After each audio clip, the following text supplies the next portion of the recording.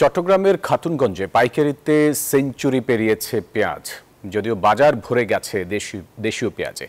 আড়তদারদের অভিযোগ, বাজার নিয়ন্ত্রণ করে ফরিদপুর ও পাবনার ব্যাপারীরা। তারা কমিশন এজেন্ট। তাদের হাতের ইশারাতেই দাম বাড়ে পেঁয়াজের। চট্টগ্রাম থেকে নয়ন বড়ুয়া জয়ের রিপোর্টে বিস্তারিত। দেশের বড় ভোগ্যপণ্যের পাইকারি বাজার খাতুনগঞ্জে গিয়ে দেখা যায় দেশীয় পেঁয়াজে ভরে গেছে বাজার। তবু সংকটের অজুহাত আড়তদারদের। ফরিদপুর ও পাবনা থেকে একের পর এক পেঁয়াজ ভর্তি ট্রাক ঢুকছে খাতুনগঞ্জে।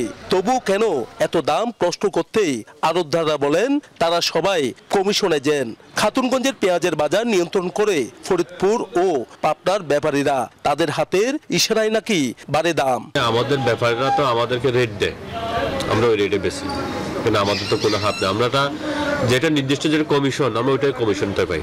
এইদিকে সোমবার পেঁয়াজ সিন্ডিকেটের খোঁজে খাতুনগঞ্জের বাজারে অভিযান চালায় জাতীয় ভোক্তা অধিকার। যদিও নানা অসঙ্গতি পেয়ে ব্যবসায়ীদের সতর্ক করলেও তার প্রভাব মেলে না বাজারে। পাইকারিতে 105 থেকে 110 টাকার নিচে পেঁয়াজ নেই খাতুনগঞ্জে। আমাদের এখানে আগে দেশি পেঁয়াজের গাড়ি ঢুকতো ডেইলি 5, 10টা, 15টা, 20টা গাড়ি। এখন গাড়ি ঢুকতেছে 2টা, 3টার উপরে গাড়ি ঢুকতেছে না। তো যতটুকু এখন আমাদের পেঁয়াজের প্রয়োজন খাতুনগঞ্জে, ততটুকু পেঁয়াজ এখন আসতেছে না।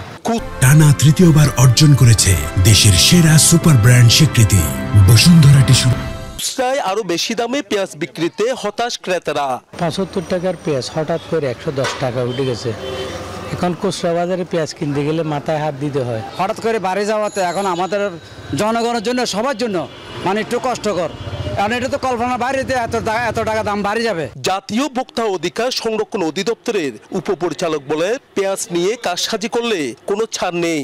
অন্তত তাদেরকে সর্বশেষ আমরা বলেছি যে যিনি এখানে পণ্য সাপ্লাই দিবেন ব্যাপারী, তার যেন ক্রয় ভাউচার থাকে।